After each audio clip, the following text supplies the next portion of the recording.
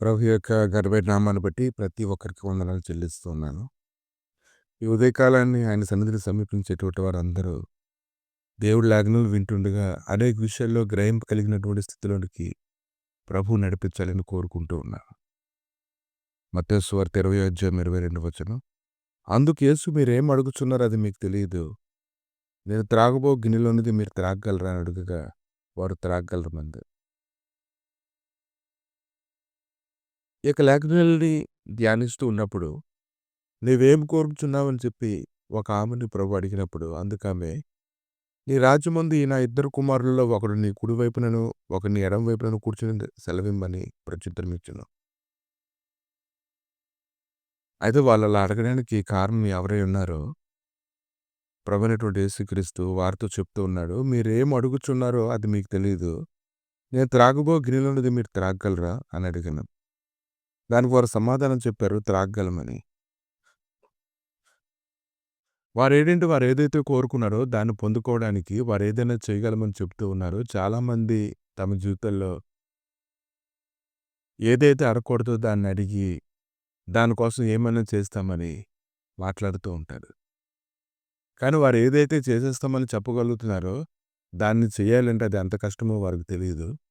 తర్వాత దానివల్ల వచ్చేటువంటి విషయాలు ఎలా ఉంటాయనేది కూడా వారికి తెలియదు.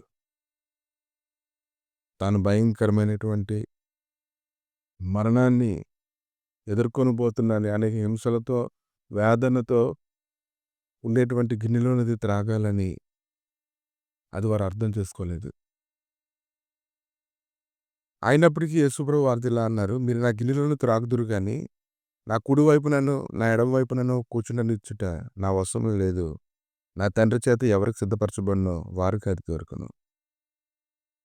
అయినా సరే ప్రభు చెప్తూ ఉన్నారు, మీరు త్రాగేస్తారు. ఎందుకంటే మీరు అంత పట్టుదల కలిగి ఉన్నారు. మీకు ఏదైతే కావాలో అది పొందుకోవడానికి మీరు ఎలాగన్నా సిద్ధపడి ఉన్నారు కనుక మీరు అది చేసేస్తారు. కానీ అది నా వశంలో లేదని అతను మాట్లాడుతూ ఉన్నారు.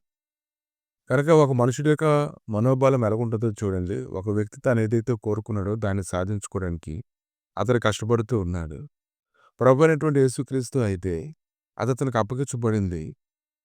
అతను చెప్పాడు, మనుష్య కుమారుడు పరిచారం చేయించుకుంటకు రాలేదు కానీ పరిచారం చేయుటకు అనేకులను ప్రతిగా విమోచనకు క్రయధనముగా తన ప్రాణమునిచ్చుటకు వచ్చెను.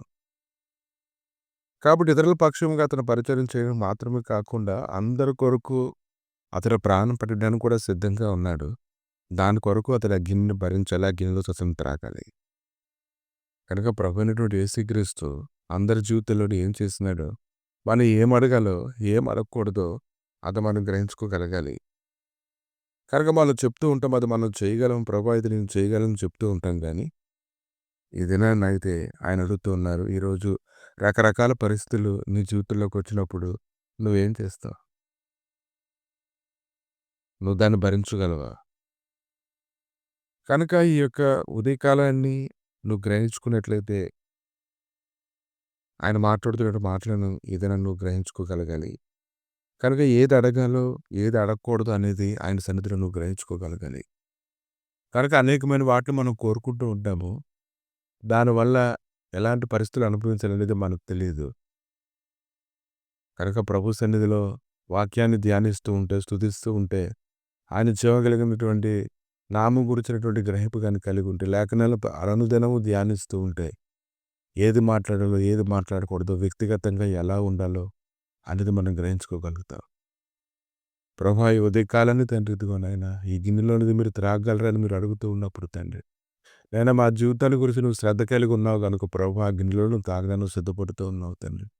అది త్రాగినప్పుడు ప్రభా నాయన అది ఎలా ఉంటుందో అది మీరు ఎరుగుదురు కానీ మాకు తెలియదు. కానీ ప్రభా అనేకమైన వాటిని మేము కోరుకుంటూ ఉంటాం కానీ దాని వలన ఎటువంటి పరిస్థితుల్లోకి వెళ్తామని గ్రహింపు మాకు అనుగ్రహించి మీ కృపతో నింపి నడిపించమని, ప్రతి బలహీనత బంధకుల నుంచి తప్పించి నీ శాశ్వతమైన సన్నిధిని తోడుగా ఉంచి కృప చూపించమని, మీరు చెప్పేది ప్రతి దానికి లోబడేటువంటి స్వభావం అనుగ్రహించమని యేసుక్రీస్తు నామములో అడిగి వేడుకుంటున్నాము తండ్రి. ఆమేన్.